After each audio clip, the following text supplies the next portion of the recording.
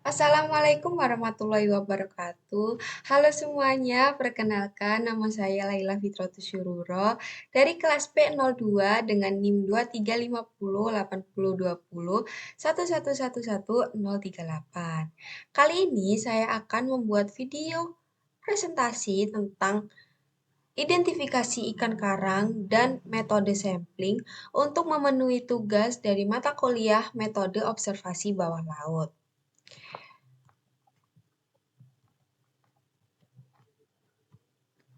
Nah, sebenarnya apa sih identifikasi itu? Jadi, identifikasi adalah proses penentuan identitas atau ciri dari individu atau spesimen suatu takson dengan contoh spesimen yang identitasnya sudah jelas.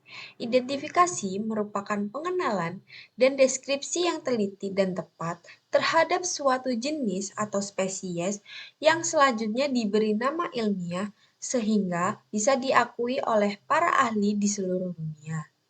Identifikasi juga berkaitan dengan ciri-ciri taksonomi yang akan menuntun suatu sampel ke dalam suatu urutan kunci identifikasi.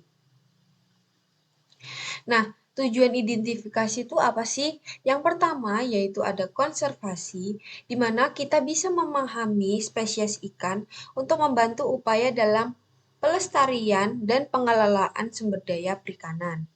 Nah, yang kedua yaitu pemantauan ekosistem, yaitu kita bisa mengidentifikasi spesies ikan untuk memberikan informasi tentang kesehatan ekosistem perairan dan keanekaragaman hayati. Yang ketiga, ada pengelolaan perikanan, di mana kita bisa mengidentifikasi data-datanya untuk membantu dalam perencanaan dan pengelolaan praktik penangkapan ikan yang berkelanjutan.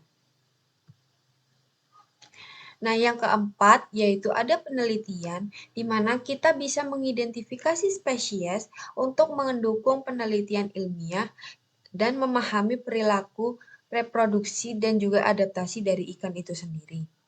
Yang kelima, ada perdagangan, di mana dalam industri perikanan dan aquaculture, identifikasi spesies penting untuk memastikan kualitas dan keamanan produk yang diperdagangkan. Dan yang terakhir yaitu pendidikan, di mana kita bisa memperkenalkan kepada masyarakat tentang berbagai spesies ikan sehingga bisa meningkatkan kesadaran dan pengetahuan tentang lingkungan perairan. Nah, bagaimana sih cara identifikasi ikan? Cara identifikasi ikan itu ada dua, yaitu yang pertama identifikasi ikan secara ex situ dan identifikasi ikan secara in situ. Untuk identifikasi ikan secara ex situ, itu secara taksonomi, yaitu suatu usaha untuk mengidentifikasi ikan dengan mengambil sampel ikan dan dilihat ciri-ciri meristiknya atau morfometriknya untuk dilihat sampel DNA ikannya. Serta kita bisa mencocokkan dengan kunci identifikasi dan taksonominya. Yang kedua yaitu identifikasi ikan secara in situ, yaitu suatu usaha untuk mengenali atau mengidentifikasi ikan dengan gelombang suara pada suatu area tertentu dan waktu tertentu tanpa menyentuh ikan tersebut. Nah, untuk ikannya sendiri yaitu ikan karang. Apa sih sebenarnya ikan karang itu? Ikan karang adalah jenis ikan yang biasanya ditemukan di ekosistem terumbu karang yang merupakan habitat yang kaya akan keanekaragaman hayati di lautan.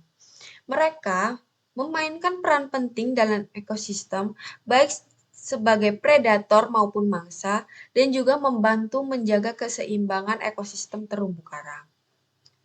Nah, pastinya ketika berbicara tentang ikan karang, pasti tidak lupa dengan karangnya. Nah, apa sih sebenarnya manfaat dari karang sendiri?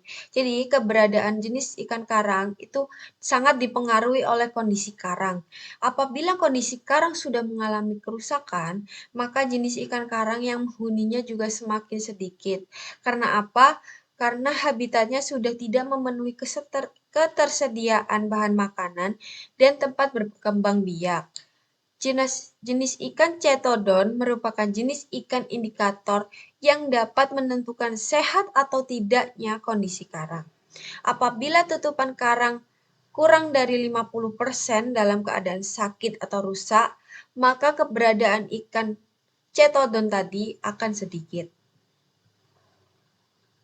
Nah, sekarang masuk ke dalam sampling. Sebenarnya apa sih sampling itu? Jadi, sampling itu adalah teknik atau prosedur yang digunakan untuk penelitian secara sistematis memilih sejumlah item atau individu yang relatif lebih kecil atau subset dari populasi yang telah ditentukan sebelumnya untuk dijadikan sumber data untuk observasi dan eksperimen sesuai tujuan dan studinya, di mana sampel adalah sekelompok elemen yang dipilih dari kelompok yang lebih besar dengan harapan mempelajari kelompok yang lebih kecil akan mengungkapkan informasi penting tentang kelompok yang lebih besar.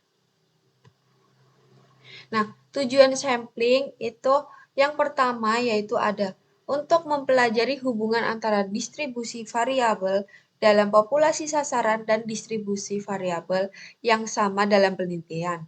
Yang kedua, yaitu untuk menentukan kriteria inklusi, yaitu karakteristik klinis, demografis, temporal, dan geografis subjek yang membentuk populasi penelitian. Dan kriteria eksklusi, yaitu karakteristik subjek yang dapat mengganggu kualitas atau interpretasi data dari hasil. Dan yang ketiga yaitu untuk memilih sampel yang representatif, di mana sampel yang representatif adalah sampel yang mirip dengan populasi dari mana sampel itu berasal. Yang selanjutnya yaitu ada teknik sampling. Pada ikan karang itu ada beberapa. Yang pertama yaitu underwater visual census, di mana observasi visual ini yaitu langsung oleh penyelam langsung mencatat spesies dan jumlah ikan dari di area tertentu.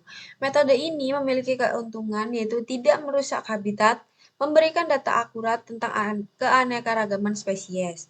Yang kedua yaitu ada penangkap elektrik, di mana metode ini menggunakan arus listrik untuk menarik ikan ke permukaan, memungkinkan penangkapan tanpa banyak upaya fisik. Nah, keuntungannya yaitu efektif untuk menangkap ikan yang sulit untuk diakses, namun dilakukan dengan cara hati-hati agar tidak cedera.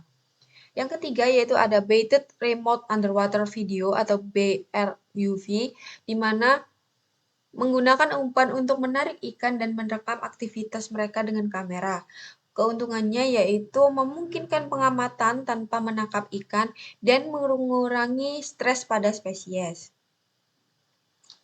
Selanjutnya ada mark recapture, di mana menangkap ikan, memberi tanda dan melepaskannya, kemudian ikan tersebut yang tertangkap kembali dicatat untuk dianalisis populasinya.